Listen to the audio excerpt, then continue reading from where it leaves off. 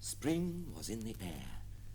It was in fact already summer, but the warmth took some time to penetrate deep under the ground, where the mole had been working hard all the morning spring-cleaning his little home. First with brooms, then with dusters, then with a brush and a pail of whitewash, on ladders, on steps and on chairs, until he had dust in his throat and eyes and splashes of whitewash all over his dark fur. Suddenly the mole said, "Oh, my aching back! Oh, my weary limbs!" And he threw his brush onto the floor. "Bother! Blow! Hang spring cleaning!" And the mole bolted out of the house without even waiting to put on his coat. He began busily working with his paws, muttering to himself. Scrape and scratch, scrabble and smooth, and up we go, up we go.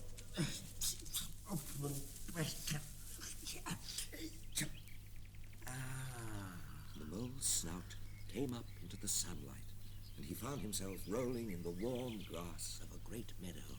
Oh my, oh my, oh my! This is better than whitewash. The mole jumped up and started to cross the meadow. Just then, an elderly rabbit appeared. "Sixpence for the privilege of passing by the private road." Onion sauce, replied the contemptuous and impatient mole, as other rabbits peeped out hurriedly from their holes. What's all fuss about? He wouldn't pay the toll. How stupid you are! Why didn't you tell him? Why didn't you say? You might have reminded him. So on in the usual way. But of course, it was too late. The mole had crossed the meadow and was gone. What a day this is! Such smells, such noises, such... Suddenly, the mole stopped. Quite unexpectedly, he found himself standing by the edge of a full-fed river. Never in his life had he seen a river before. The mole was bewitched, entranced, fascinated. Oh! He sat down on the grass, and as he gazed across the river, he noticed a dark hole in the bank opposite. What a nice, snug dwelling place that would make for an animal fond of a bijou riverside residence. Oh, wait a minute. There's something down there twinkling like a little tiny star. How very strange it winked at me. It can't be. And as the mole watched, a small brown face appeared, with neat ears and thick silky hair. It was the water rat. "Hello, mole. Hello, rat. Would you like to come over?" It's all very well for you to talk. "That's all right. Hang on a jiffy." The rat stooped, unfastened a rope, stepped lightly into a little blue and white boat, just the size for two animals, and smartly rowed across the river to the fascinated mole.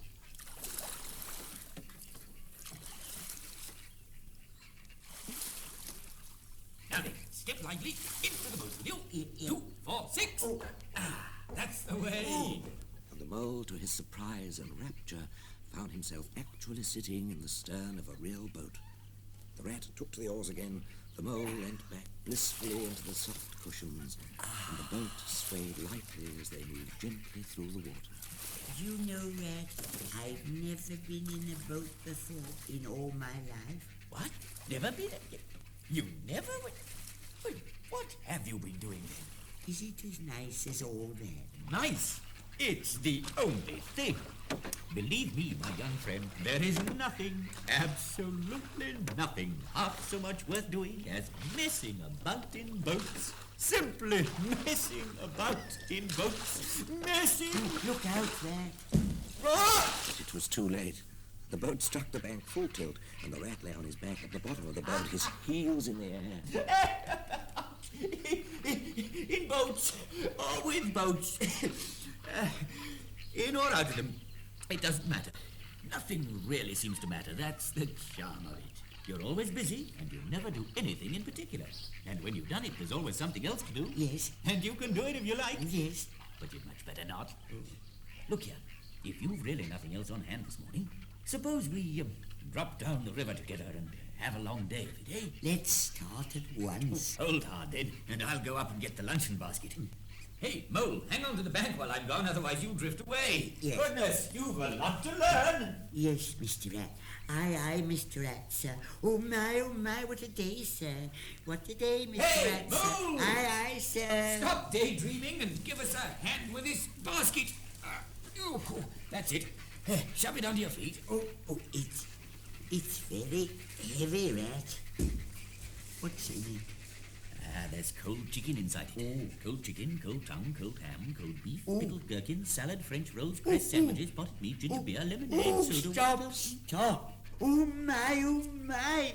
This is too much. Do you really think so?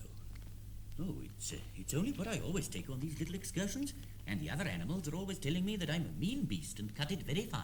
But the mole never heard a word he was saying. Absorbed in the new life he was entering upon, he trailed a paw in the water and dreamed long, waking dreams. The water rat rode on steadily until some half an hour or so had passed. I must say, I do like your clothes most awfully, old chap. I'm going to get a black velvet smoking suit myself someday, as soon as I can afford it. I beg your pardon. You must think me very rude, but all this is so new to me. So this is a river, and you really live by the river? Oh, what a jolly life.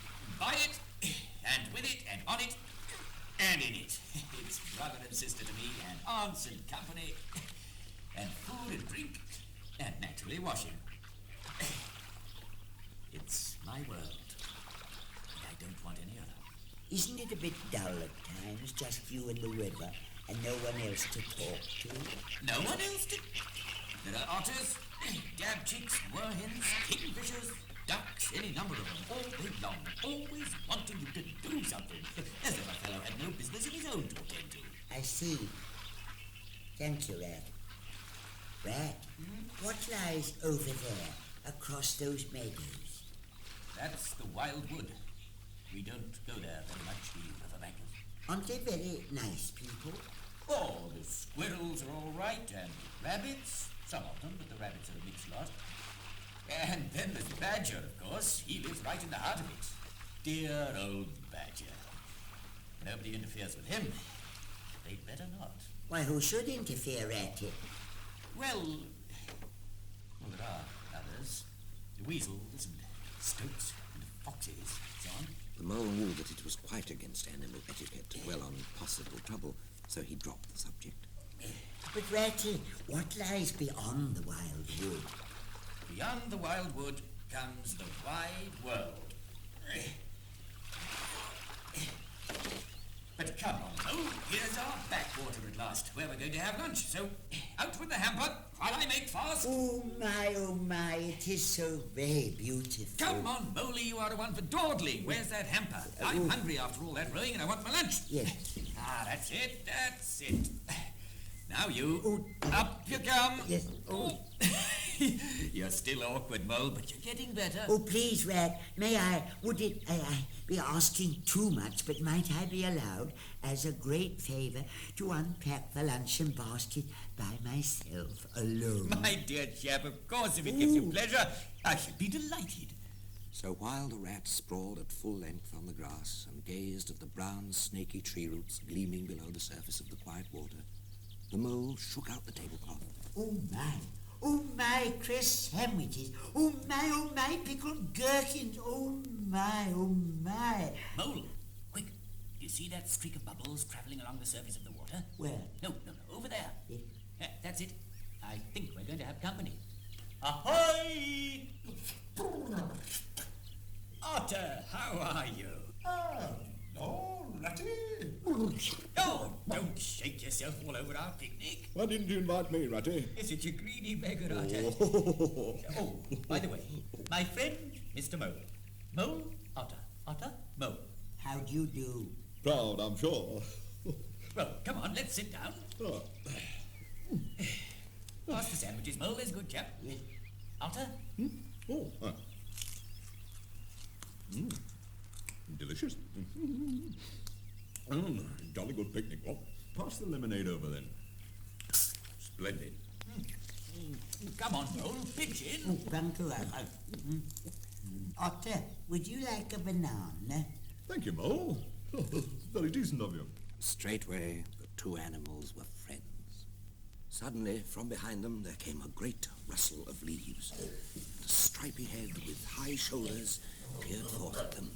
Can't a fellow even have a quiet snooze in a hedge without being disturbed by a lot of marauding picnickers? Badger, come and join us. Oh, it's you, Ratty, my wee friend. I didn't see ye. Have some lunch and meet my friend Mole. Oh, so this is your friend Mole. Glad to meet ye. Oh, hello. Otter. Hello. Well, enjoy your picnic. It looks like a real Balmoral spread. But won't you... No, I won't stay. You know how it is, Ratty. I'm not one for company. Goodbye to ye. You see, Mole, that's just the sort of fellow he is. Simply hates society. Otter, that reminds me. Have you heard any news of Toad? Haven't you heard, Ratty? They say Toad's finished with boats, and he's got some new craze. I don't believe it. Only a few weeks ago I saw him out on the river in his brand new wager boat. New togs, new everything. Whatever he takes up, he gets tied up and starts on something fresh. Toadie's a terrible one for crazy. Such a good fellow, too. But no stability, especially in a boat. You must meet him, Mole. Oh, yes, Ratty, please. He sounds as if he must be a very nice animal. Come on, pack up the hamper and we'll paddle up there at once. Yes. It's never the wrong time to call on Toad. Always glad to see you, always sorry to see you go. You coming, Otter? But the only reply was a croup and a swish of water as the otter vanished after an errant mayfly. The mole recollected that animal etiquette forbade any comment on the sudden disappearance of one's friends, so he said nothing and got on with packing up the hamper. All packed, Mole? Yes. There's a good chap. Now, come on then, into the boat with you. And off we go to Toad Hall. And off they went. The mole sitting in the stern, full of lunch and already quite at home in a boat, as he thought, and the rat rowing so strongly and easily, gazing out over the water as he hummed a song to himself, which he had composed only that morning. Mole, if you like, I'll sing you a song of my own. It's about the ducks. All right. Early this morning, I went swimming with them. And when they stood on their heads, I dived down and tickled their necks. And they came up all spluttering and furious and shaking their feathers. It's called Duck's Ditty. All along the backwater through the rushes tall, ducks are a-dabbling, up tails all. Duck's tails, drake's tails, yellow feet a-quiver, yellow bills all out of sight, busy in the river.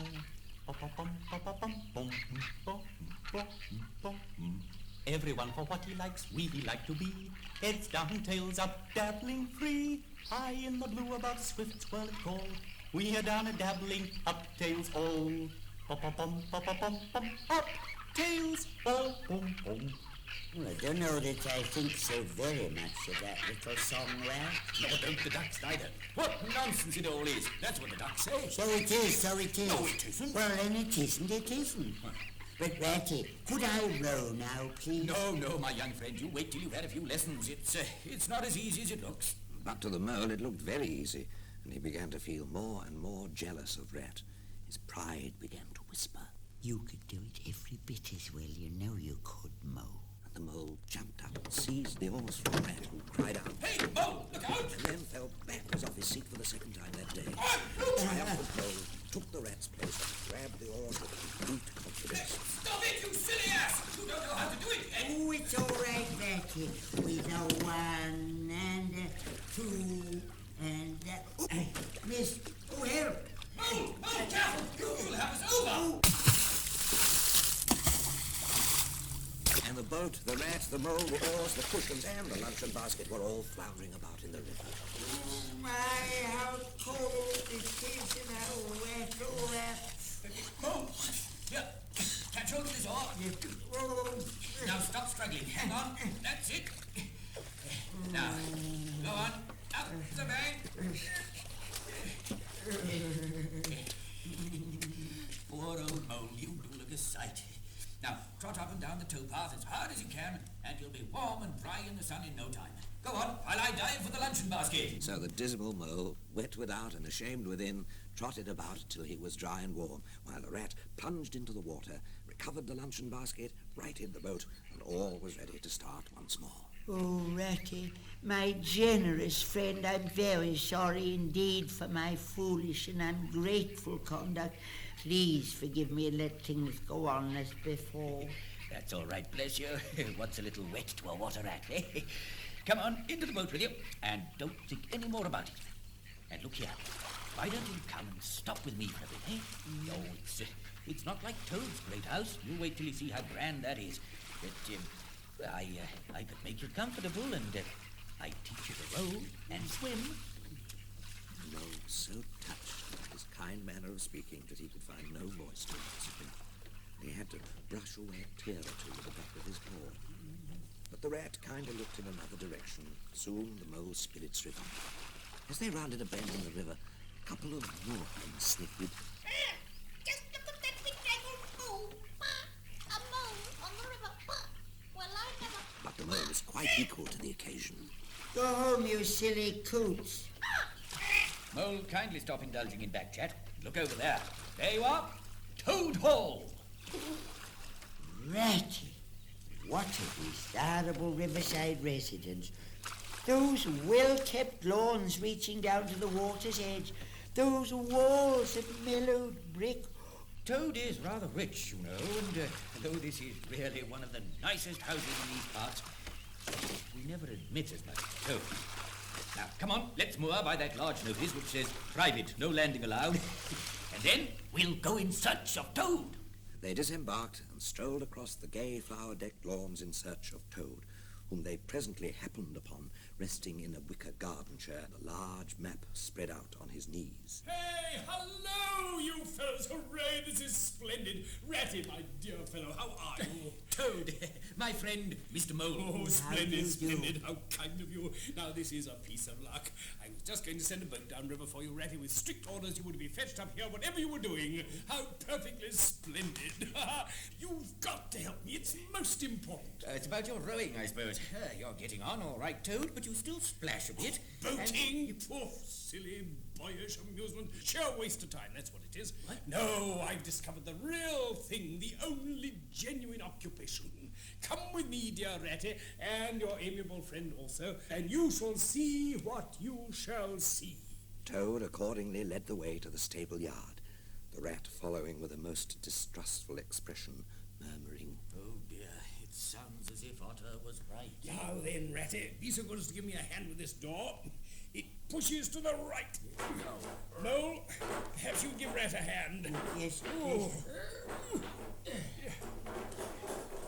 Slowly, the door of the coach house rolled back and disclosed the old grey horse and gypsy caravan, shining with newness, painted canary yellow, picked out with green, and with great red wheels. There you are, the very finest cart of its sort that ever was built. What do you think of it? Oh, my. There's real life in that little cart. The open road, the dusty highway, the heath, the common, the rolling downs. Here today and somewhere else tomorrow. Come on up, Mole, and I'll show you the arrangements. Planned them all myself, I did. The Toad disappeared into the caravan, followed by the excited Mole. All complete as you can see, Mole. Sleeping bunks, cooking stove, a bird in a cage, what sings? Oh, my, how delightful. In this locker here, biscuits, potted lobster, sardines, everything you can possibly want. Yes. Soda water here, back in there. You'll find nothing whatever's been forgotten when we make our start later on this afternoon. I beg your pardon, Toad, but did I hear you say something about we and start this afternoon? Now, my dear good Ratty, don't begin talking in that stiff and sniffy sort of way. I can't possibly manage without you, so Yeah, but please don't argue. Anyway, you surely don't mean to stick to your fusty old river all your life. I don't care. I'm not coming, and that's flat. And I am going to stick to my old river and live in a hole and boat as I've always done. And what's more, Mole's going to stick to me and do as I do. Aren't you, Mole? Of course I am. I'll always stick to you, Ratty. Only it does sound as if it might have been, well, rather fun, you know. Of course it will. Glorious fun. Come on, Ratty, do. This is the real life for a gentleman. Up here in this little box. You know, Ratty, Lord of all I survey sort of feeling. Talk about your old river. I don't talk about my river. You know I don't, Toad. But I think about it. Think about it all the time. Ratty, I'll do whatever you like. Let's go home now if you'd rather. Thanks awfully, Mole. You see, it's hopeless. I shall have to stick by Toad. He wouldn't be safe left to himself. Anyway, it won't take long. His crazies never do. Toad, we're coming. Hooray! Good fellows. Knew I could rely on you. Jump! Off we go! And off they set. The Toad on the car, the Mole on the shaft, and the Rat trudging alongside. Just to see that all's in order.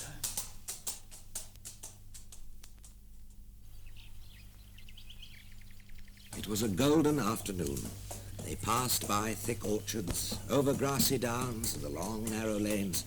Soon they were strolling along the highway. Oh my, I've never known anything so exciting, except voting, of course, Ratty. Good old Mole.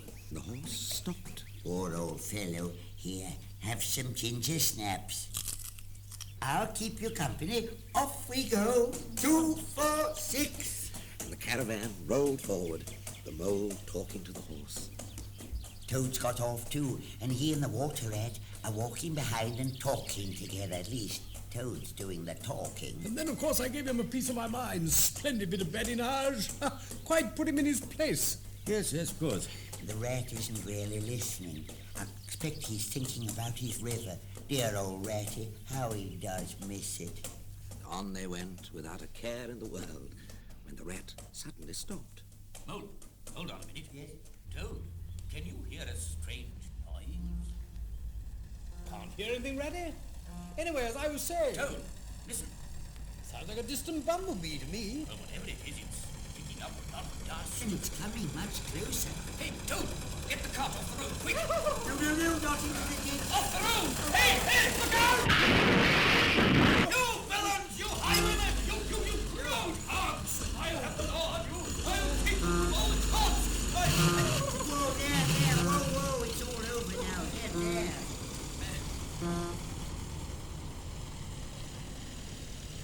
Oh, just look at Toad's canary-colored cart. Oh, Ratty, how awful. It's finished, I'm afraid, Mole. Why, even if we could get it out of the ditch, the axle's hopelessly bent. One wheel's off and smashed, and... Hey, Mole, where's Toad? Oh, Rat, I do hope he's all right. Let's go and see. Toad? Toady, are you all right? Look, say something, Toady, old man. Oh, Ratty. Glorious, stirring sight. The poetry of motion, the only way to travel. Here today and in the middle of next week tomorrow. Oh, bliss, oh, joy, oh, rapture, oh, poo-poo. Oh, do stop being an ass, Toad, and listen.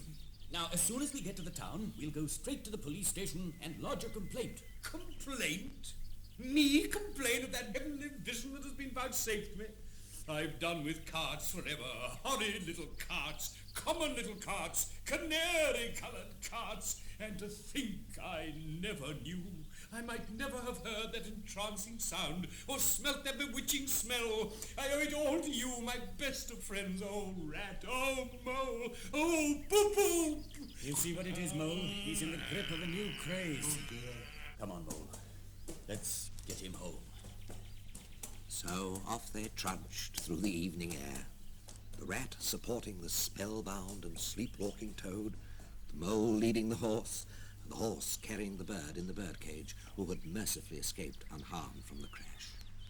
It was late that night when they arrived at Toad Hall, where they instructed Toad's housekeeper to feed him, undress him, and put him to bed. Then the Rat and the Mole got into their boat, rowed down the river, and at a very late hour sat down to supper in Rat's cosy riverside parlour. Oh, Ratty, I am so very sleepy.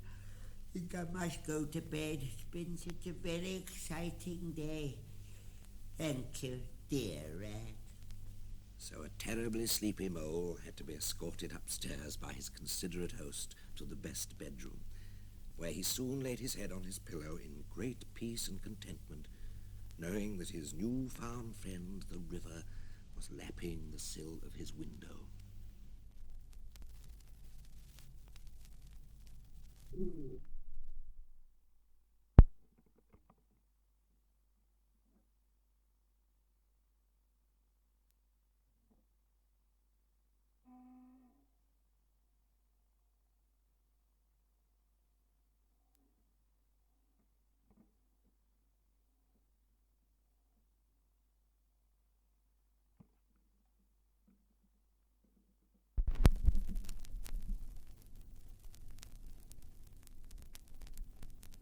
All through that summer, the mole had wanted to make the acquaintance of the badger.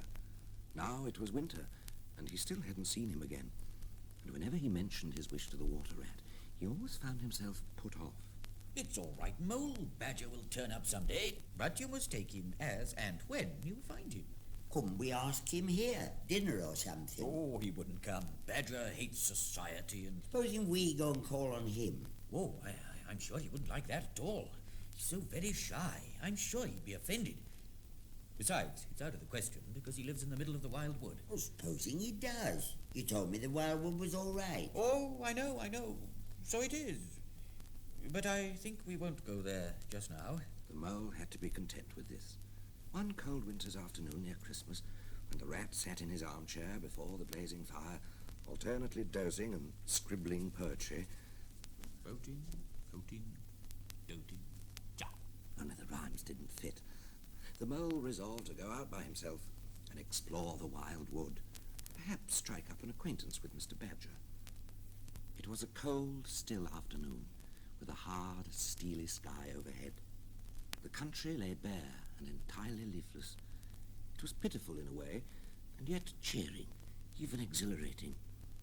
The mole decided that he liked the country undecorated, hard and stripped of its summer finery. He had got down to the bare bones of it. They were fine and strong and simple. And so it was, with great cheerfulness of spirit, pushed on to the wild wood, which lay before him, low and threatening, like a black reef in some still southern sea. Oh my, this is exciting. Oh, bother. Tripped me up. What is it? Oh, it's a mushroom. Oh, how funny it looks in this light. Dear, it's getting much dark. What's that? It was over his shoulder, a little evil, wedge-shaped face looking out at him from a hole with eyes of malice and hatred. The mole turned, and the thing vanished. Now, I mustn't be silly and imagine things, or there'll be no end to it. What's that? Nasty little face with bloodshot eyes. Oh, and there. Oh, they're all round me. Oh, my. Perhaps if I get away from the bench, it'll be better. So the mole swung off the path and plunged into the untrodden places of the wood. What's that? It's coming from there. No, from over there. That's behind me now. Oh, now it's in front of me. Oh, my. And then the pattering began. At first, Mole thought it was only falling leaves. So slight and delicate was the sound of it.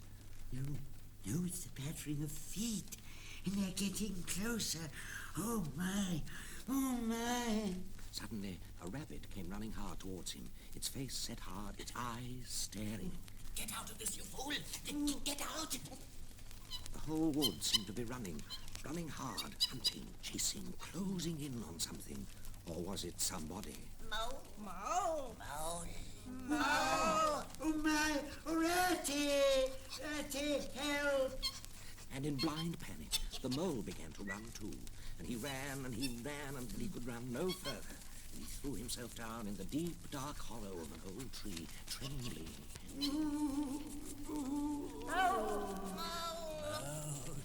And the mole knew at last, in all its fullness, the thing that the rat had vainly tried to shield him from. The terror of the wild wood.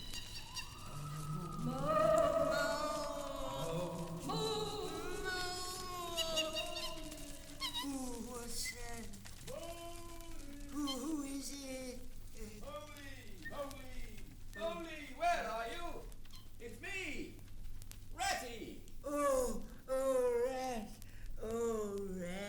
Moley, there. Oh, there. Oh, Rat, I've been so frightened you can't think. There.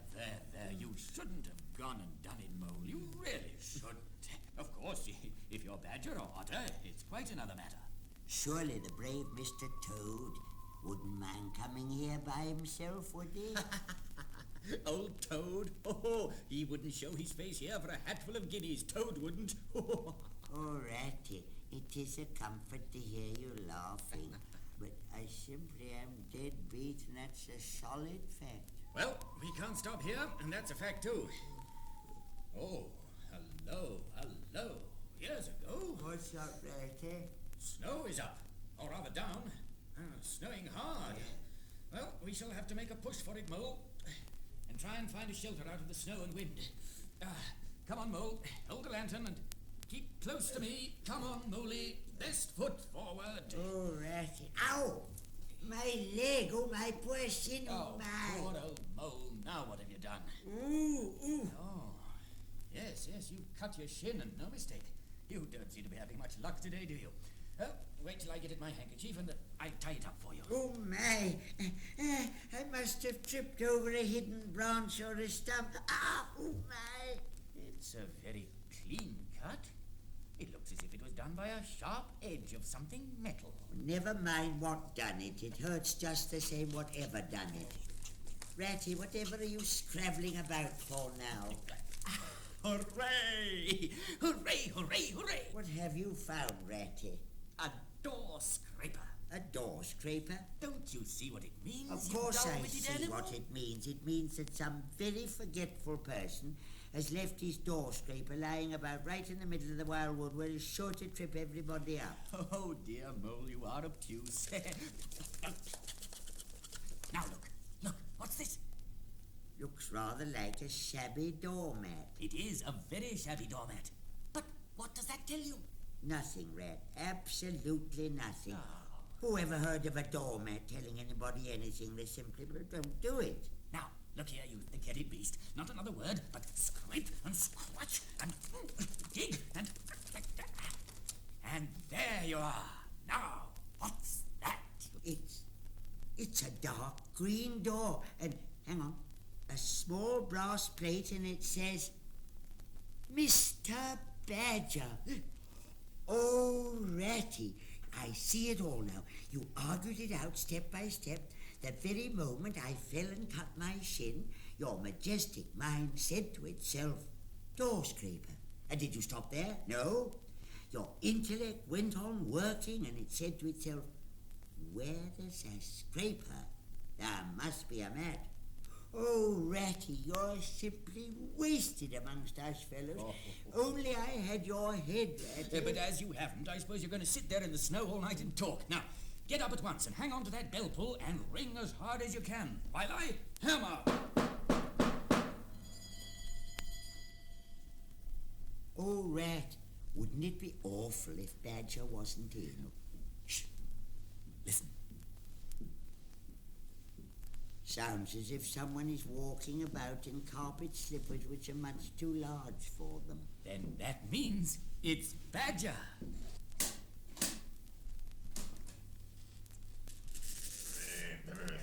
No, the very next time this happens, I shall be exceedingly angry. Oh, Badger, it's me and my friend Mole.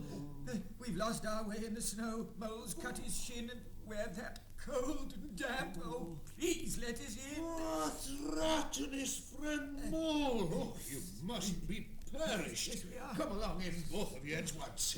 In the wildwood, too, and at this time of night. I'm afraid you've been up to some of your pranks again, Ratty. Oh, no. But come along down to the kitchen. There's a first-rate fire there and supper and everything. The badger, who wore a long dressing gown and was carrying a large flat candlestick in his paw, shuffled down a long, gloomy passage, while the rat and the mole followed behind him, nudging each other in an anticipating sort of way. Then Badger flung open a stout oak door. They found themselves in all the glowing warmth of a large firelit kitchen. Now, off with your wet things and then toast yourselves by the fire. Or, if you'd rather, food first and toast yourselves after.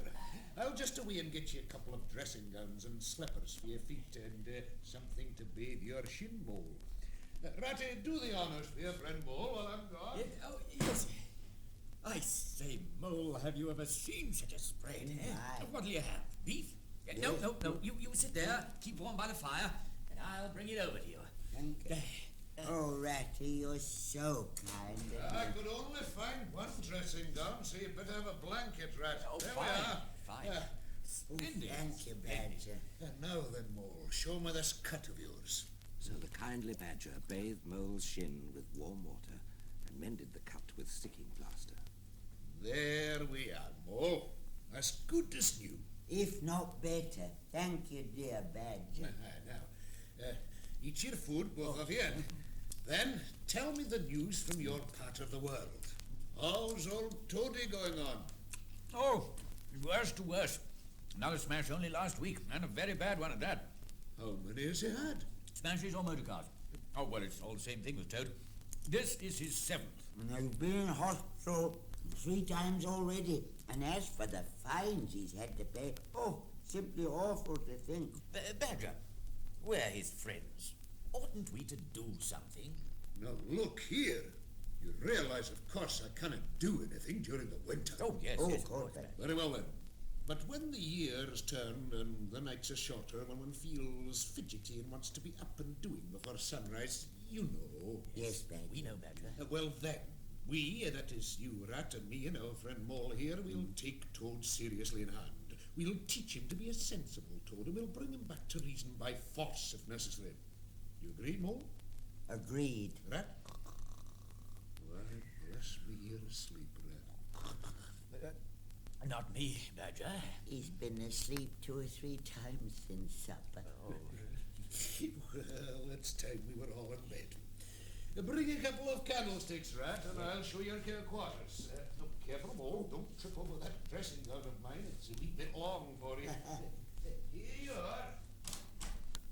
Take your time in the morning. Breakfast at any hour you please.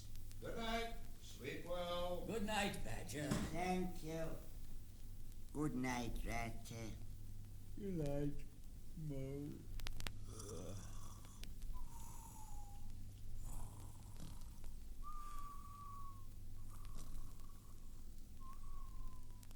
In accordance with the kindly Badger's injunctions, the 2 tired animals came down to breakfast very late next morning and found 2 young hedgehogs sitting at the table eating oatmeal porridge out of wooden bowls. Good morning, Mr. Rat. Morning, Mr. Mole. Morning, Mr. Mole. Good morning. Well, where have you 2 youngsters come from, eh? Lost yourselves in the snow, I suppose. Yes, please, sir. Yes, sir. What's the weather like outside? Oh, terrible bad, sir. Terrible deep the snow is. Where's Mr. Badger? Well, the master's gone into his study, sir, and said as how he was going to be particularly busy this morning, and on no account was he to be disturbed.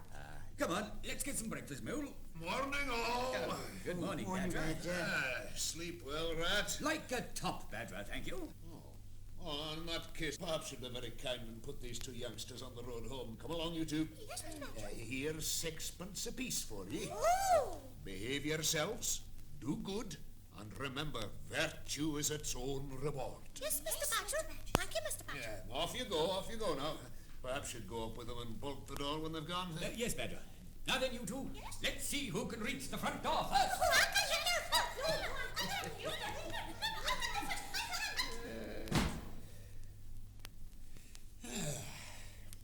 No, Well, Mo, how'd you like it down here?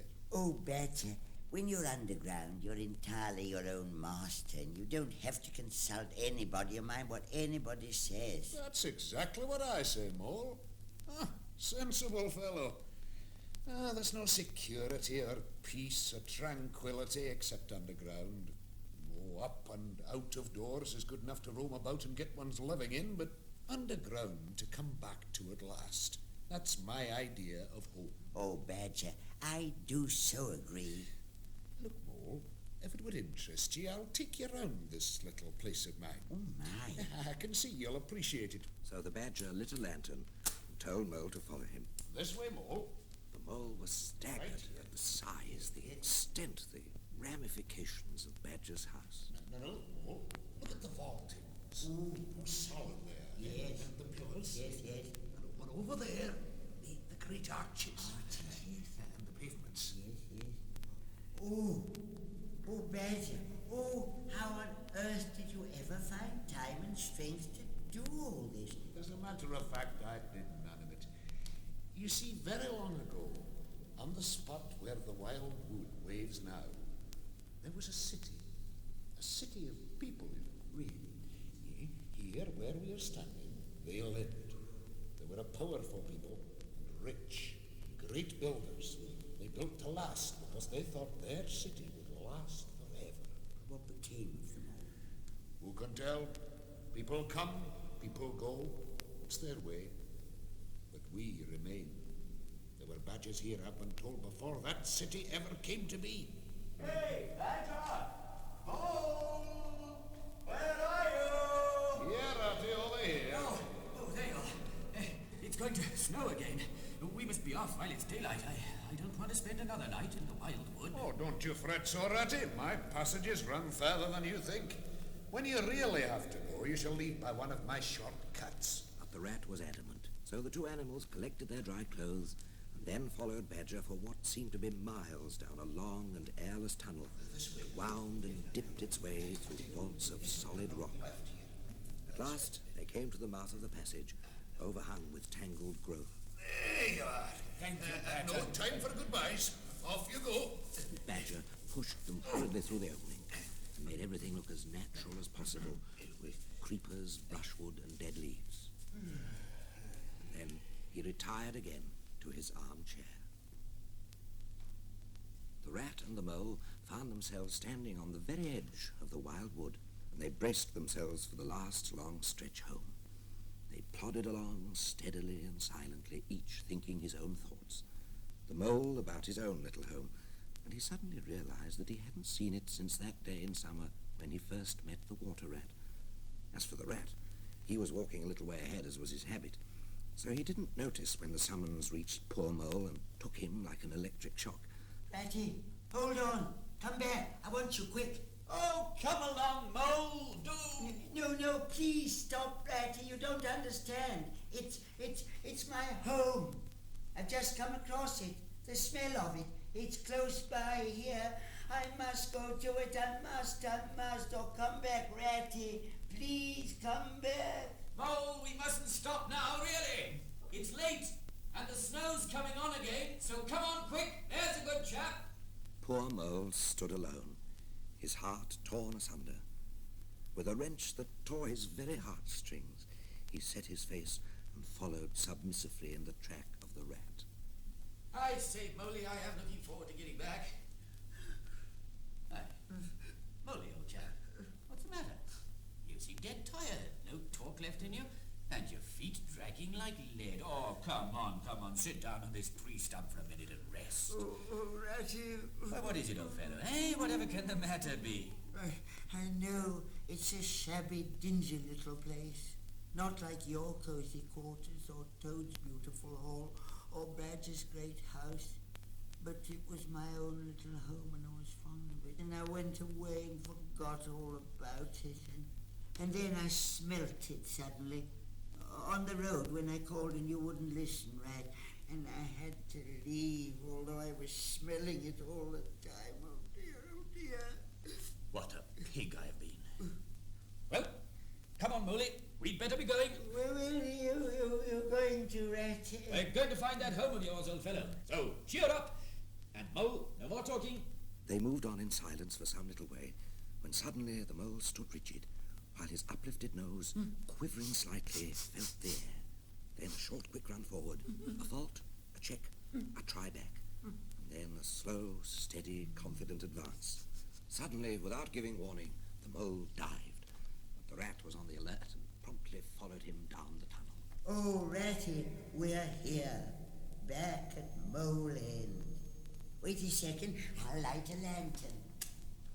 And as the glow from the lantern began to spread, the rat saw that they were standing in an open space, neatly swept, and directly facing them was Mole's little front door, with Mole End painted in Gothic lettering over the bell pull.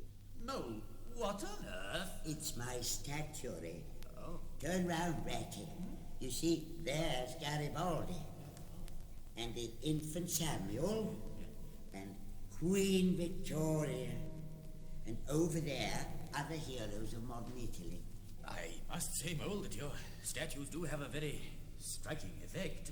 Very striking indeed. Oh, Ratty, I'm glad you like them. Come on, let's go inside. Oh, Ratty, why ever did I do it? Do what, Mole? I've forgotten what it'd be like. There's dust everywhere. The whitewash bucket's still here and it all looks so deserted and narrow and shabby and warm. Nonsense, Moley. I think it's a capital little house. Well, now then, let's make a jolly night of it. First thing we want is a good fire. And smarten things up a bit. Come on. Bust about. Encouraged by his inspiriting companion, the mole bestirred himself and dusted and polished with energy and heartiness, while the rat ran to and fro with great armfuls of fuel. There we are, Mole. Come and warm yourself. Oh, yes. Oh, Rat, what about your supper? I've nothing to give you, not a crumb. What a fellow you are for giving in, Mole. Why, only just now I saw a sardine opener on the kitchen dresser. And everyone knows that where there's an opener, there must be a tin. Mole, rouse yourself and let's go and forage. Come on. Oh, I found a German sausage in silver paper. And I want a tin of biscuits. And I found the sardines. Yes, and I... Oh, no, that's empty, Bob. Oh, doesn't matter, Mole. Here's a banquet for you. No bread and no butter. No pâté de foie gras, no champagne. Oh, Mole, what's that little door at the end of the passage? My cellar. Your cellar, of course. Every luxury in this house. Now, just you wait a moment. Self-indulgent beggar you seem to be, Mole. Deny yourself nothing. Look, 4 whole bottles of old Burton. Sensible, Mole. Now we shall be able to mull some ale. Get the things ready, Mole, while I draw the corks.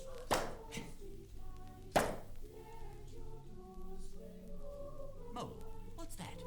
I think it must be the field mice. They go round carol singing regularly at this time of year, and they always come to Mole End last of all. And I give them hot drinks, and supper too sometimes when I can afford it. Shh. Let's have a look at them. And there in the forecourt, lit by the dim rays of a horn lantern, stood 8 little field mice, with red worsted comforters round their throats, their forepaws thrust deep into their pockets, and their feet jigging for warmth.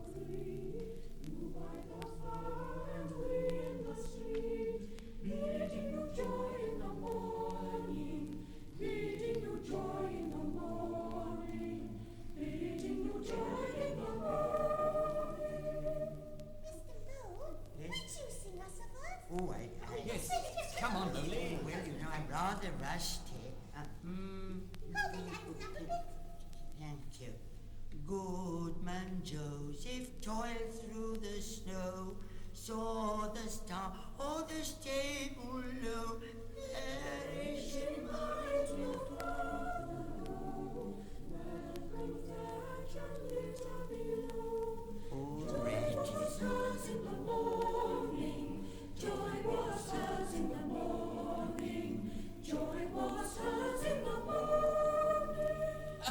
Well sung, boys. Well done, Mole. Now, come on in, all of you, and warm yourselves by the fire and have something hot. Yes, come along, field mice. Oh, I say, this is quite like old time. Shut the door after you, will you? There. Now, pull that settle up to the fire. Here, have a sip of ale. Oh, we had steak and kidney pudding once. Thank you, Mr. Mole. The field mice, perched in a row on the settle, their small legs swinging, gave themselves up to the enjoyment of the fire and the ale. They sipped and coughed and choked, for a little mulled ale goes a long way, until they clattered off at last. Thank you very much. Thank you, Mr. Ratson. Oh, Merry Christmas. Happy New Year.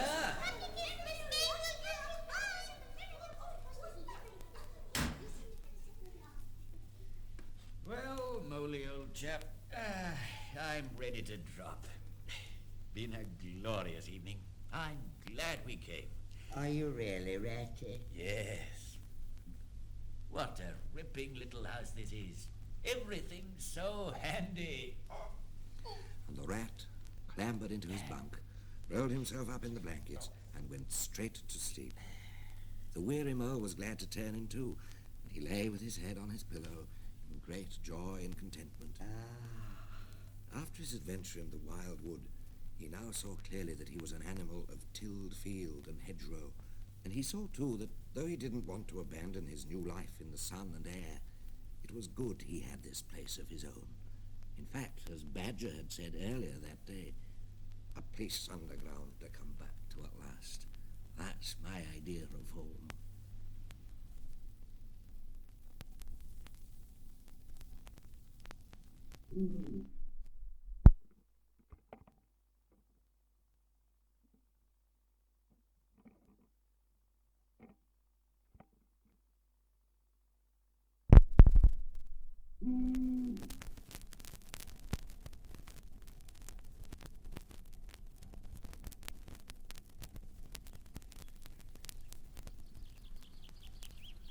It was a bright, sunny morning on the riverbank in the early part of summer.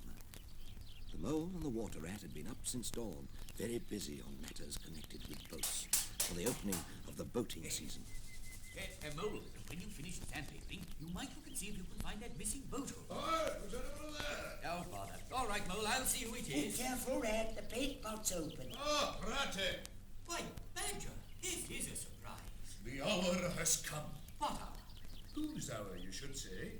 Why, Toad's hour, the hour of Toad. Of course I remember.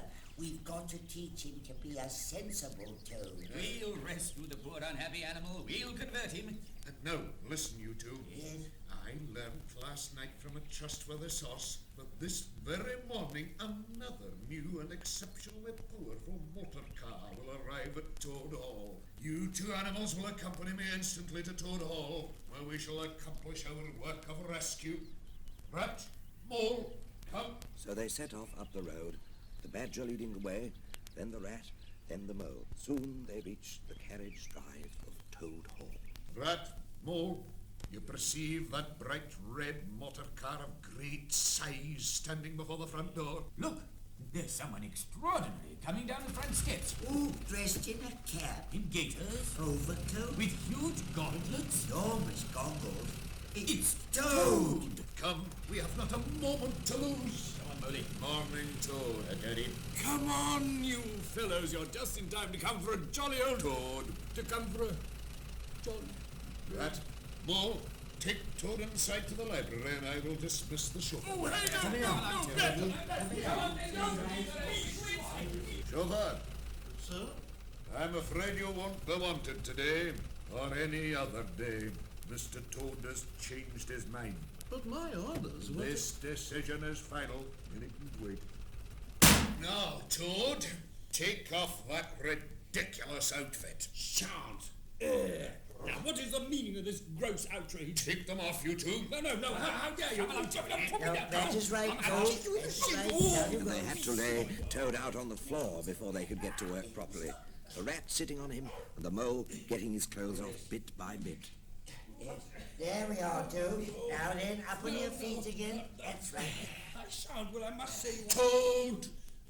You've disregarded all the warnings we've given you, and you're getting us animals a bad name in the district with your furious driving and your smashes and your rows with the police. Toad, you will come with me into the smoking room, and there you will hear some facts about yourself.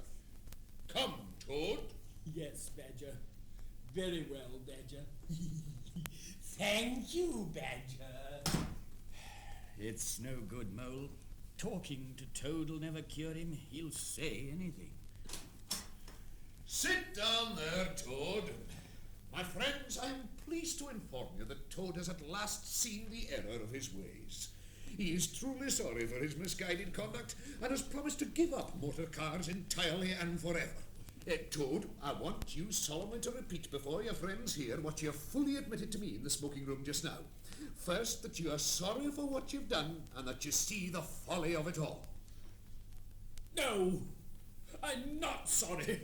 And it wasn't funny at all. It was simply glorious. Toad, you backsliding animal, didn't you tell me just now in there? Oh, yes, in there. I'd have told you anything in there.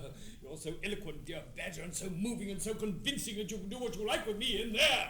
But out here, I find I'm not a bit sorry or repentant. So it's no earthly good saying I am if I'm not, now is it? Then you don't promise never to touch a motor car again? Certainly not.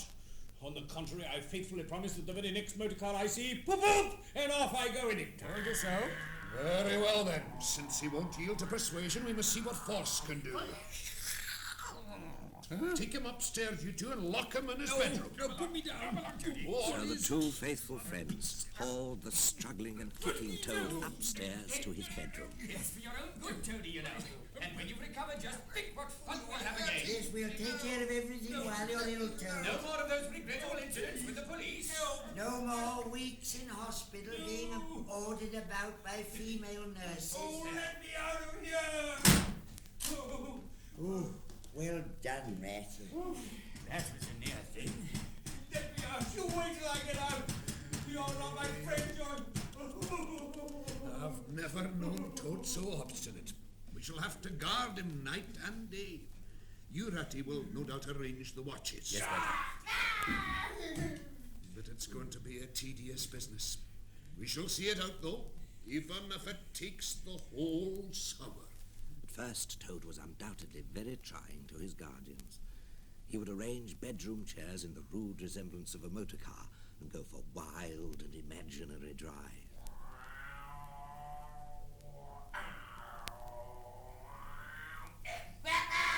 Oh, what a lovely day for a drive. The motor car went boop, boop, boop. Woo! Now one of my wheels has fallen off. Oh, help! Oh! And Toad would be carried back to bed by his long-suffering friends. But gradually, these painful seizures grew less frequent, and Toad grew apparently languid and depressed. Then one fine morning, when Badger was on guard... Ah, there you are, Ratty. I thought you were never coming to relieve me. How's Toad this morning?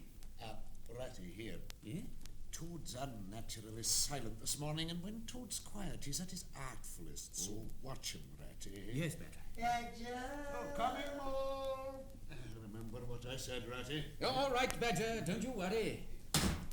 Well, Toady, old chap, how are you? Thank you, dear Ratty. So good of you to inquire.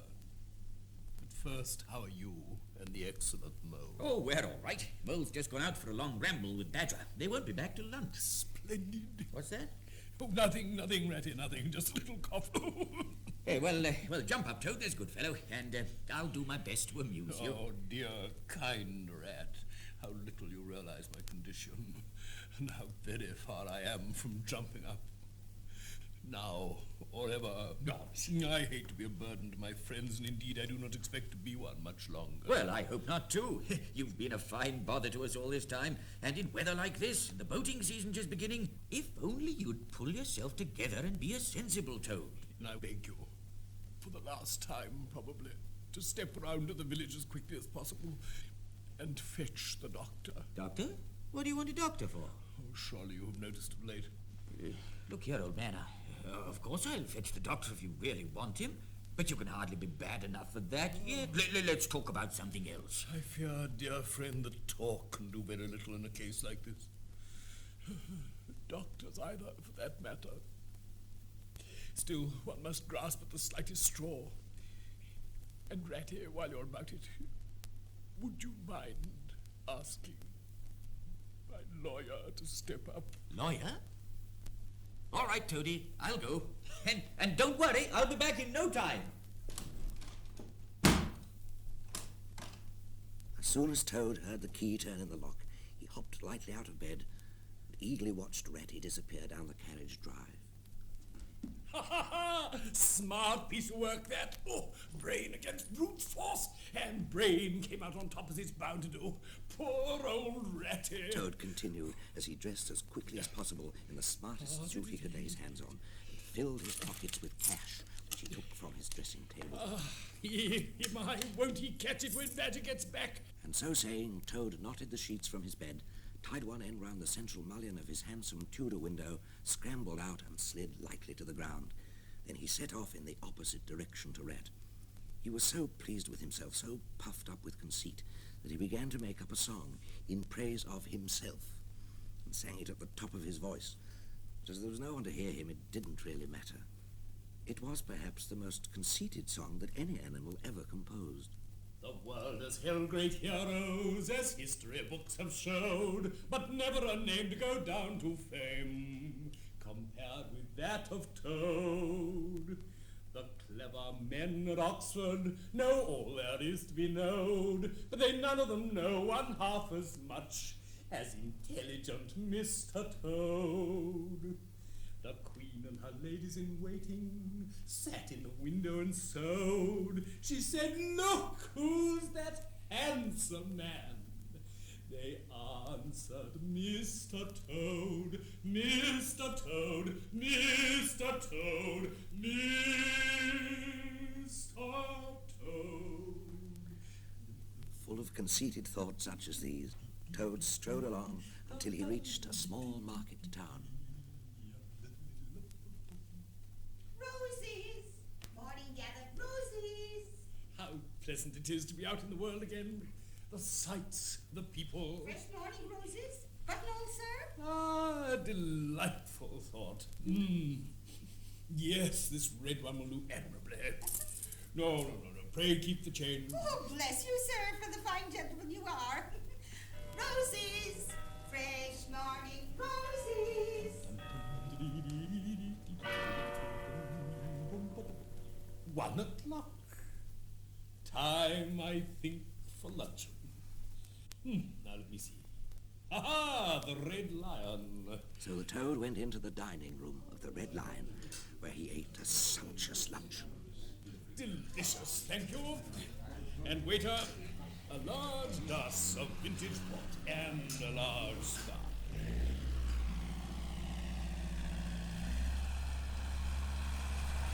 Wait! What was that noise? A large motor vehicle has just driven into the yard, sir. Oh. Do you feel quite well, sir? Yes. Waiter, my bill. Waiter, table for 3. Yes, certainly, sir. Here, sir. The menu. I must say it was the most wonderful drive we had this morning. Never go better. Like a bird. Like a sunbeam. Like a thunderbolt. And Toad could bear it no longer, so he slipped quietly out of the dining room, paid his bill, and sauntered out into the inn yard. There stood the motor car, unattended, in all its glory. Surely there cannot be any harm in my just looking at it. And Toad walked slowly round it, inspecting, criticizing, musing deeply. I wonder if this sort of car starts easily. And the next moment, hardly knowing how it came about, Toad had hold of the handle and was turning it. I wonder how she goes. As if in a dream, Toad found himself somehow in the driver's seat. He swung the car round the yard, out to the archway. Someone's driving off in our motors. Toad was in the dining room. Stop! Police! The Toad, all sense of right and wrong, all fear of the consequences temporarily suspended, increased his speed, and the car leapt through the town and out into the open country. Now, at last, I am Toad once more. Toad, the terror of the highway. Toad, the traffic killer. The lord of the lone show. Oh, joy. Oh, rapture. Toad drove on, mile after mile, little knowing or caring what the future had in store.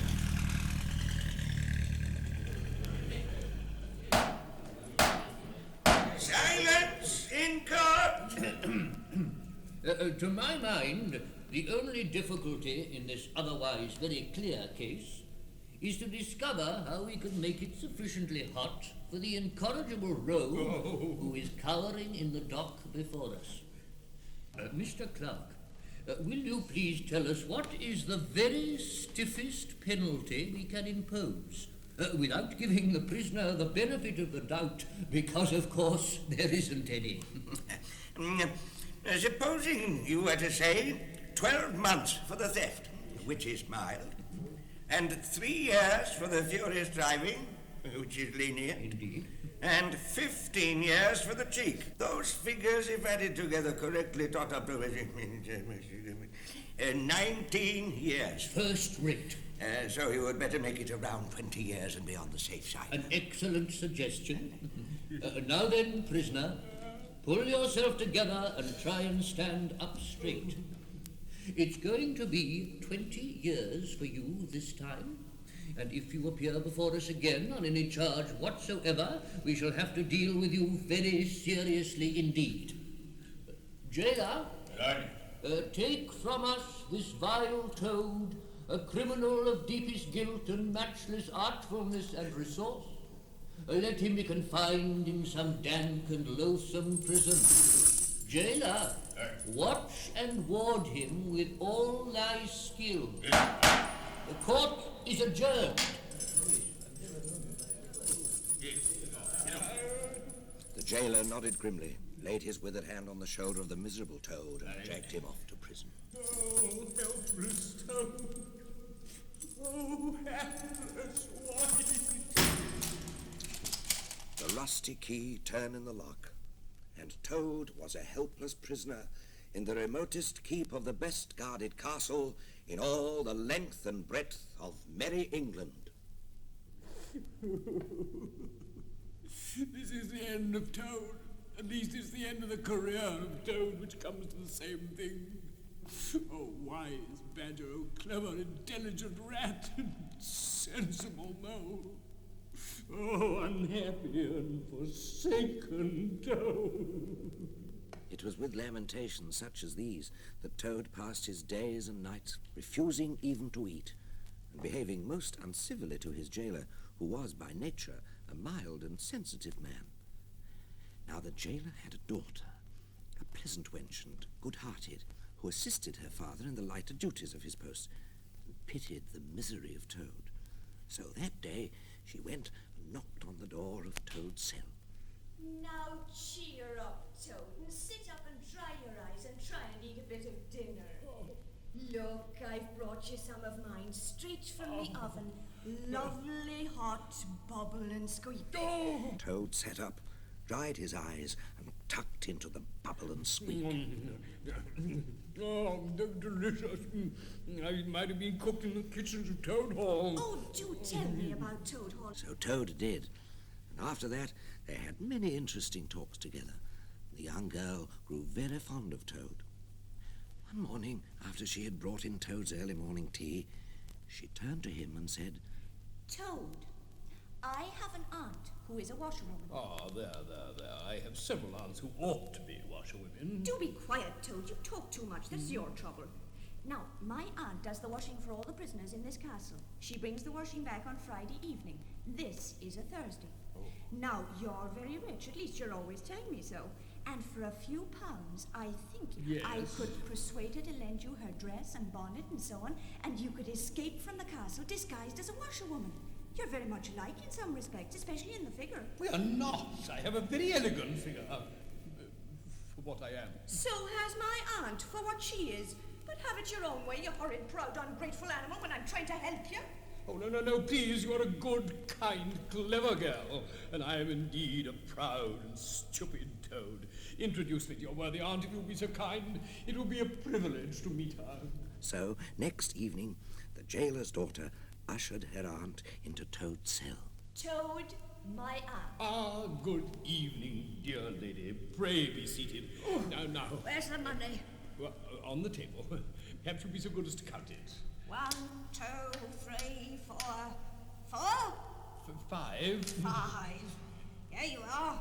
Dress, shawl, apron, black bonnet, and a piece of rope. Rope? Haven't you told him? Tell me what? Well, my aunt thinks if she were gagged and bound... It might make things look less suspicious, and then perhaps I wouldn't lose me place. Oh, an excellent suggestion. Give me the rope. First you gags me with this handkerchief, and then you take the rope and you... Splendid. Toad, take off that coat and waistcoat of yours. You're fat enough as it is. That's it. Now, first, the dress. Yes. There. And now the apron. Yeah. And the shawl. Yeah. Turn round, Toad, so that I can tie the strings of the bonnet under your chin. Yeah. There. Oh. How do I look? Oh, Toad, you're the very living image of her. Now then, Toad, you must hurry. Straight down the passage, up the stairs, and if any of the guards stop and chaff you, then you must chaff back a bit. Damn Nothing, Toad. Remember, you're a widow woman with a character to lose. Now, goodbye, Toad, and good luck. Yes. Goodbye. Goodbye. With a quaking heart, Toad set forth on what seemed to be the most harebrained and hazardous undertaking. But he was soon agreeably surprised to find how easy everything was. Come on, Washerwoman. You seem a bit forgetful of the way today. Up these stairs. Not as young as I was. There's my favourite woman. Come on, my lovely. Give us a kiss. Oh, the sauce of you men. You, any idea? Oh, you're in a hurry today, Washerwoman. Hey, won't you stay and have a cup of tea in the guardroom? No, not tonight, thank you kindly. Must hurry home to me washing. Away from the temptation of all you men. Well, good night, my dear. Don't lose any beauty sleep. Out you go.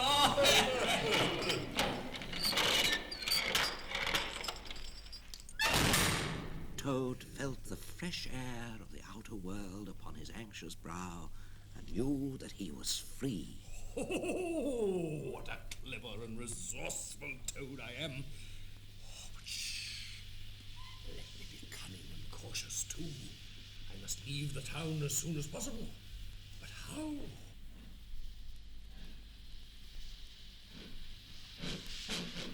Oh, yes.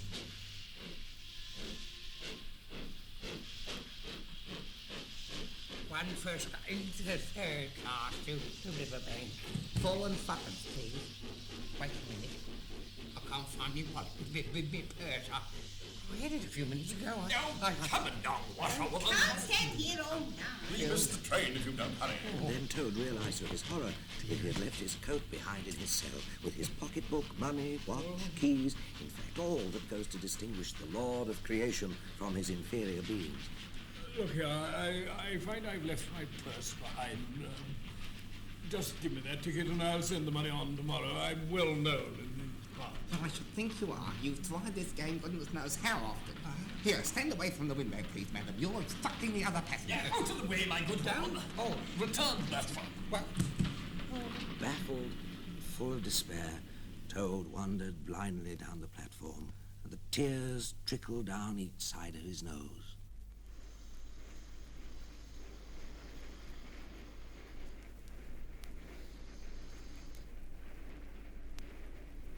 Oh dear. Oh, boo! Hello, Mother. What's the trouble? You don't look particularly cheerful. Oh, kind Mr. Engine Driver, sir, I'm a poor unhappy washerwoman. And I've lost all my money and can't pay for the ticket. And I must get home tonight. Oh, there. You lost your money. I mean, you can't get home and got some kids too waiting for you, I dare say. Oh, yes, any amount of them. They'll be hungry and playing with matches and upsetting the lamps. Well, now, if you stop crying, I'll tell you what I'll do.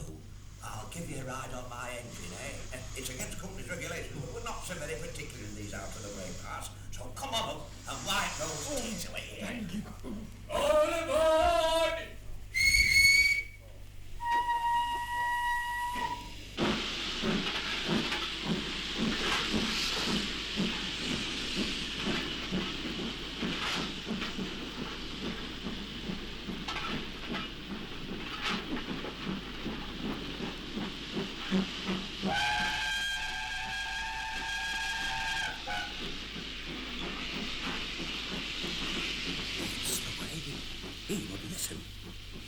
What? That's odd. You know, we're the last train running in this direction tonight, and I could swear I heard another following us. Yes, I can see it quite clearly. It's an engine coming down the line after us at a great pace. Well, it looks as if we're being pursued. They're gaining on us fast, and the engine's crowded with people. Warders, policemen and all, waving sticks and revolvers. Oh, save me, dear kind Mr. Engine Driver. I am not a simple washerwoman, but the well-known and popular Mr. Toad, who, by my daring and cleverness, have escaped from a dark and loathsome prison. What were you in prison for? Oh, nothing very much. I borrowed a motor car for the owners of lunch. I don't hold with motor cars and nasty modern inventions. Come on, give me a hand to pile on Orko and we may beat them yet. Oh, come on.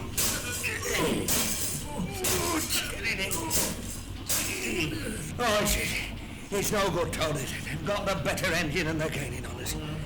there's only one thing left for you to do, so listen carefully now. Now, a short while ahead, there's a long tunnel. On the other side, we come out by a canal, and then you must jump, eh? Then I'll go on at full speed, and they can chase me as long as they like, all right? All right. All right, now then, here we go through the tunnel.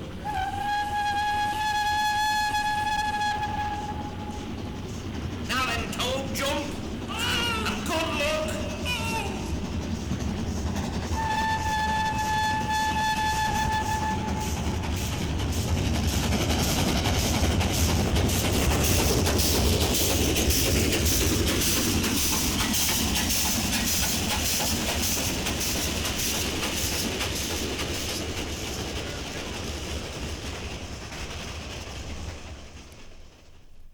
Oh, I'm the cleverest toad in the world, and no mistake. But oh dear, how dark and still it is. Oh, how cold I am. After so many weeks within walls, Toad found the night strange and unfriendly. What's that? Oh.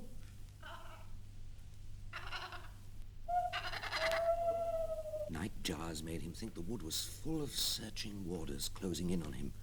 A bat, swooping noiselessly towards him, brushed his shoulder, making him jump with the horrid certainty it was a hand. Oh. At last, cold, hungry, and tired out, Toad sought the shelter of a hollow tree, where he made himself as comfortable as he could and slept soundly till morning.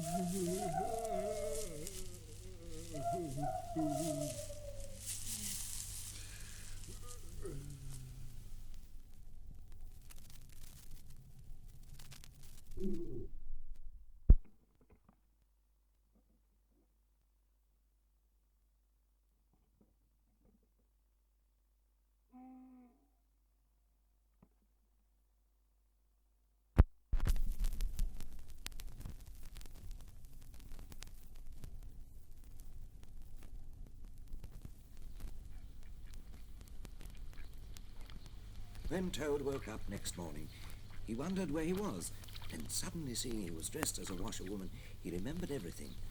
And best of all, that he was free. Oh, what a clever toad I am. There's surely no animal equal to me for cleverness in the whole world. Toad had the world to himself that early summer morning. The canal bank was solitary and still. He was desperately looking for something that would talk, could tell him the way to Toad Hall. Then round a bend in the canal came a solitary horse, stooping and pulling a gaily painted barge. Toad waited till with a pleasant swell of quiet water, the barge slid alongside of him, its sole occupant being a stout woman wearing a linen sunbonnet, one brawny arm laid along the tiller. Nice morning, ma'am. I dare say it is, ma'am. I dare say it is a nice morning to them what's not in sore trouble like what I am. Oh. Yes, my married daughter sends off to me to come at once, and I've left my business to look after itself. I'm in the washing and laundry line, as you can see, ma'am. And I've lost my money and my way, and that's what's happening to my married daughter, I don't like to think. Oh, well, where might your married daughter be living, ma'am? Close to a fine house called Toad Hall. Toad Hall. That's somewhere about in these parts. Toad Hall?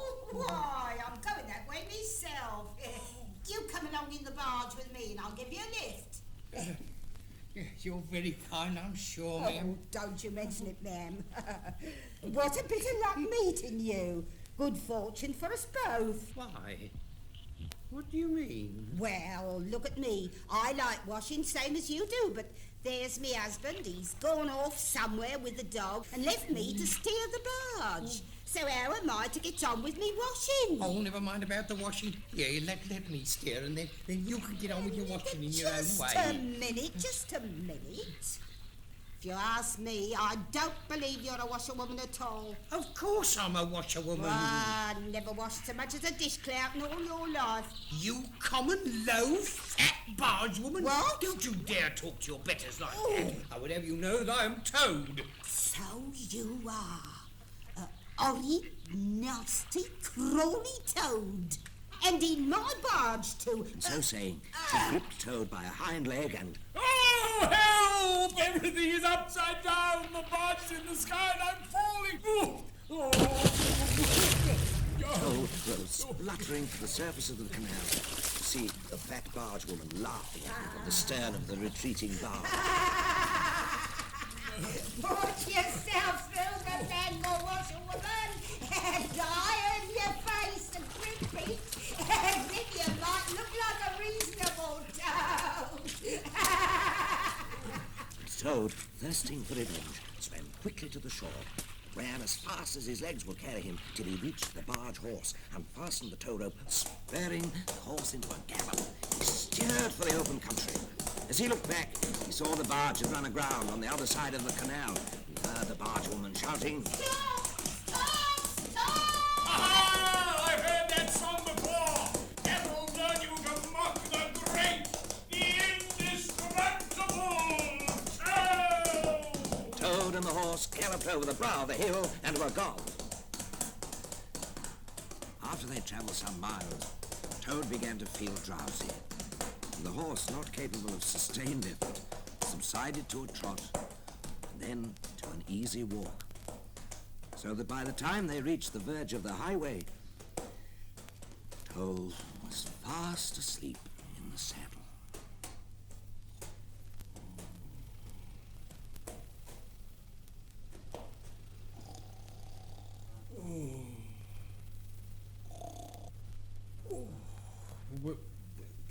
Was I dreaming, or did I hear? I did! I did!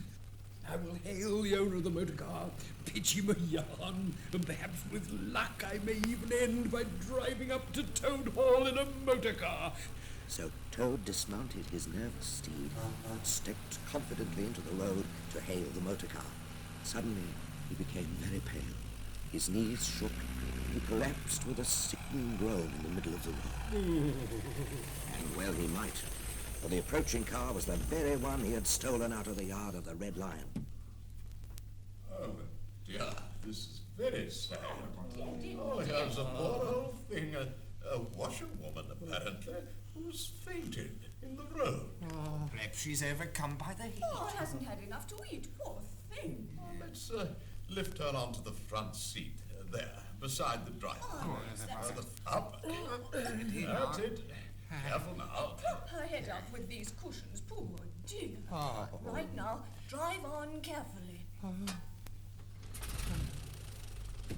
Look, she's better already. How do you feel now, Mark? Thank you kindly, sir. I feel a great deal better. That's right. Now keep quite still and above all, don't try to talk. Oh, please, Mr. Driver, sir. I wish you would kindly let me try and drive the car for a little. I've been watching you carefully, and he looks so easy and interesting. Bravo, ma'am.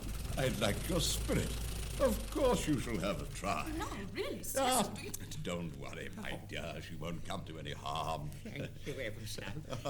Now then, into the driver's seat with you. Thank you, Mr. Chauffeur. Now, first, put on the clutch. Hey? Put on the clutch. Into gear. Brake off. Put on the accelerator. Off the clutch and gently let her go forward. Splendid. Be careful, washerwoman. Not too fast. Oh, stop her. She's going far too fast. Mind that bend. No backseat driving, if you please, and don't interfere with the driver. Washerwoman, stop at once. Washerwoman indeed. I'm no washerwoman, but Toad the motor snatcher. Toad the prison breaker. The Toad who always escapes. Sit still, and you shall know what driving really is, for you are in the hands of the famous, the skillful, the entirely fearless Toad. Seize him! Down with the desperately dangerous turn. Oh, and look out! We're going off the road. And Toad found himself flying through the air with a strong upward rush and delicate curve of a swallow. Oh, what a restful motion. Perhaps I shall turn into a toad bird and fly. Is that sky or water ahead? Take a deep breath.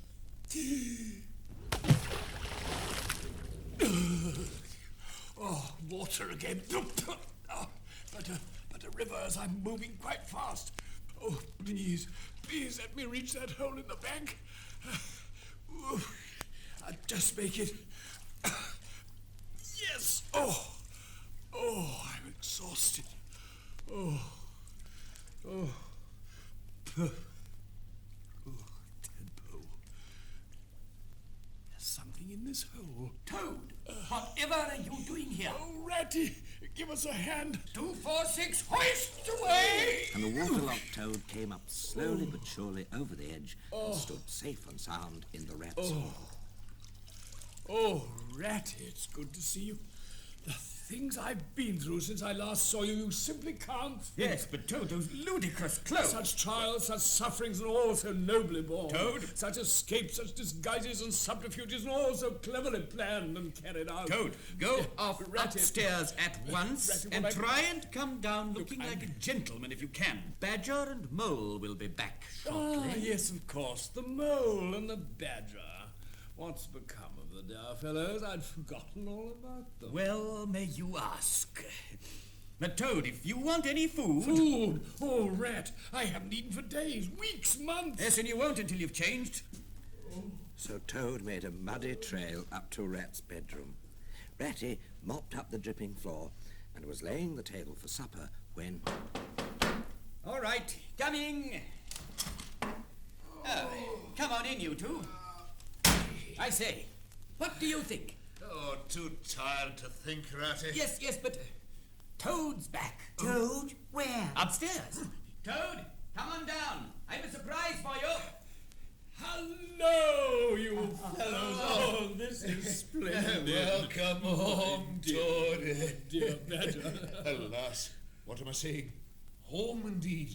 This is a poor homecoming. Unhappy Toad. I say, Toad, fancy having you back again. Why, you must have escaped, you clever, intelligent Toad. Clever? Oh, no, I'm not clever. Ratty doesn't think so. Badger doesn't think so. If you had any thought for the feelings of your friends, you would not now be carrying on in this boastful Oh, vein. very well, Badger. If my company bores you, I will stroll down to Toad Hall. Stroll down to Toad Hall? Do you mean to say you haven't heard? Heard what?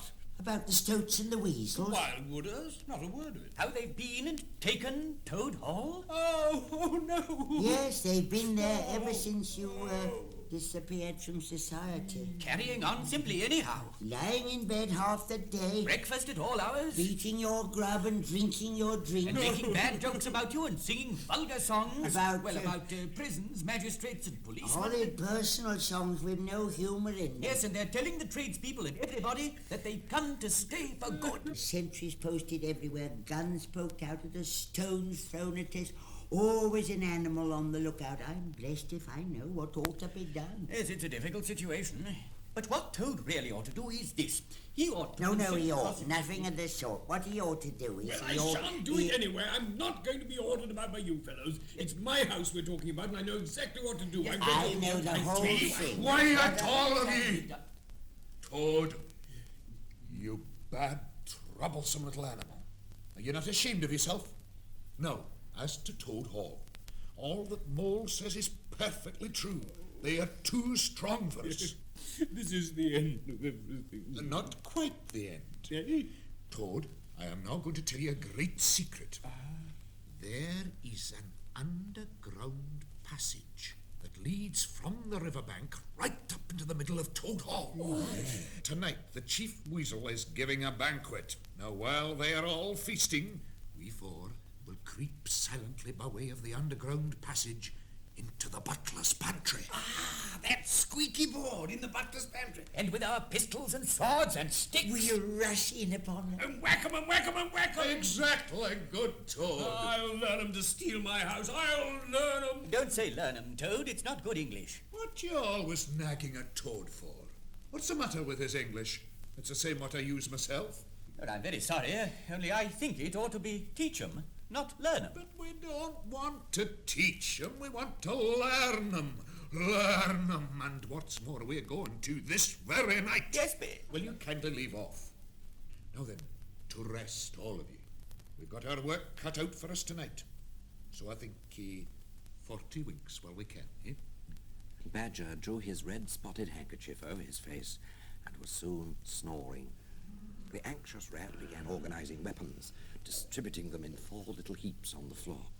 The mole drew his arm through Toad's and led him out into the open air, shoved him into a wicker chair and made him tell his adventures from beginning to end. He listened until the Toad, exhausted after his day's exploits, fell asleep in his chair. Then, leaving the rat busy about his affairs, the mole slipped out of the house on an adventure of his own. Good afternoon, gentlemen. Want any washing done today? Oh, wait, Washerwoman, we don't do any washing on duty. Or any other time? Now, run away, my good woman, run away. Don't keep my men idling and talking at their posts. Oh, run away. It won't be me that'll be running away in a very short time from now. What does she mean? What did she say? Never mind about her. She doesn't know what she's talking about. Oh, don't I? Well, let me tell you, 100 bloodthirsty badgers armed with rifles are going to attack Toad Hall tonight by way of the paddock. What is it? 6 boatloads of rats with pistols and cutlasses will come up by the river, while the death and glory toads will storm the auction. Just like the weasels to stop comfortably in the banqueting hall and have feasting and fun while we must stay in the cold and be cut to pieces by bloodthirsty badgers. Yes, that's right. It's enough of trouble. It ought not to be allowed. I'm going to tell the chief weasel about it. I'm going to speak to the commanding officer. Here's a truncheon for the rat and a truncheon for the mole, a truncheon for... Hey, Badger, wake up! It's getting late. Toad, Mole! Hey, Toady, where's Mole? Oh, how should I know, Ratty? Hello. I've been having such fun. I've been getting a rise out of the stoats. I hope you've been very careful, Mole. Why are you wearing my washerwoman clothes, Well, Mole? that's just it, Toad. When you fell asleep, I put on these clothes and I went off to Toad Hall as bold as you please. Oh, Moley, how could you? Oh, you silly-ass mole. You've been and spoiled everything. Mole, I perceive you've more sense in your little finger than some animals have in the whole of their fat bodies. You've managed excellently, and I begin to have great hopes of you. Good mole, clever mole. Thank you. Well, Ratty. Then the rat proceeded to dress each of them for the coming expedition. All right, Ratty, but I'm going to do all I've got to do with this stick. Now then, follow me. Mole first, because I'm very pleased with him. Oh, thank you, Badger. Rat next. Toad last. Oh, Badger, I think as it's my house, Now, I look ought here, to... Toady, don't chatter so much or you'll be sent back as sure as fate. So the badger led them along the river, and then suddenly swung himself over the edge into a hole in the river bank, a little above the water. The rat and the mole followed silently. Oh, help! Ow! Quick, Mole. Give me a hand. Toad's in the river. Come on. Up. Come on. Then what's the delay here? Toad. Bring him out, Rat. Grab him down, Mole, and Toad, back you go at once. Oh, no, Badger. Please, Badger. We'll be responsible for him, Badger. After all, it's his house. Oh, very well, but I warn you, Toad, no more fooling as we are now in the underground passage, so absolute silence. Forward.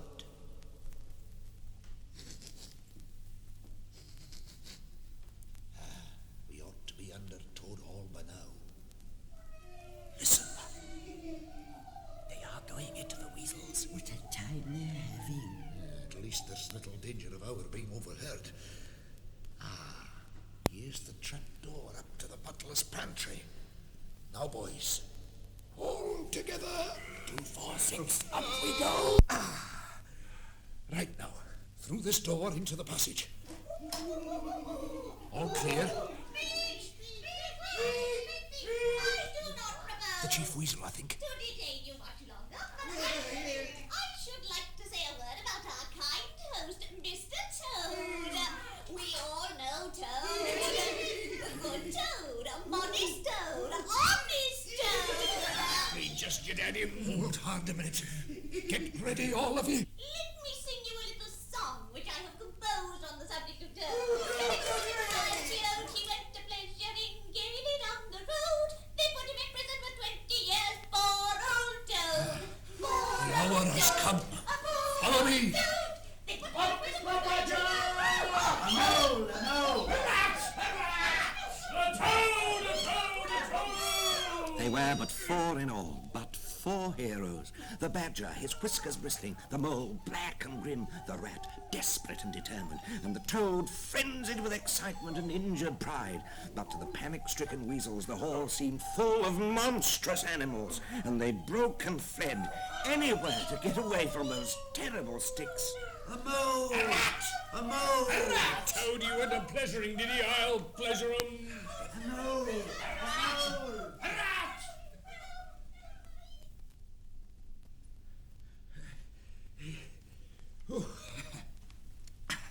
Well, it seems to be over. Rat, handcuffs, I think, for those prostrate weasels on the floor. Come on, you two. Ah! Mole, you best of fellows. What about the sentries? They've all disappeared one way and another. And I've got their rifles, so that's all right. Excellent and deserving animal. Oh, thank you, Badger. So the mole, glowing with pride, marched the prisoners off. Quick march. Left, right, left, right, left, right, left wheel. He saw that every room was as clean as a new pin, and then joined the others at supper. Dear Mole, let me thank you for all your pains and trouble tonight, and especially for your cleverness this afternoon. Yeah. There spoke my brave Toad.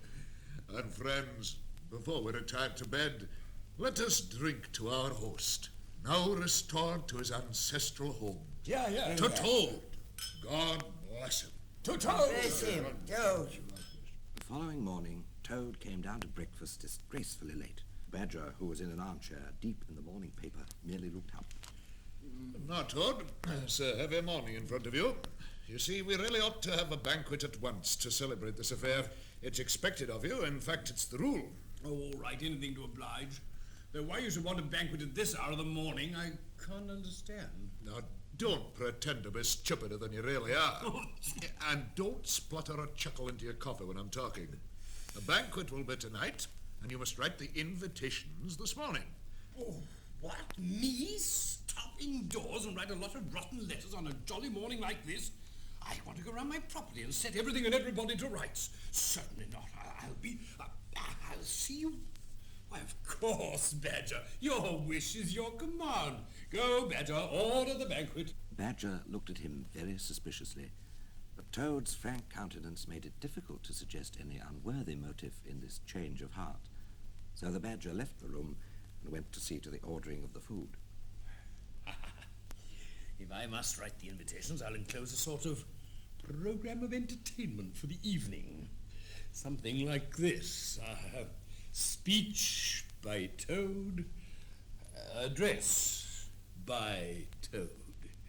Song in praise of himself by Toad. Composed by Toad. There will be other compositions during the course of the evening sung by Toad.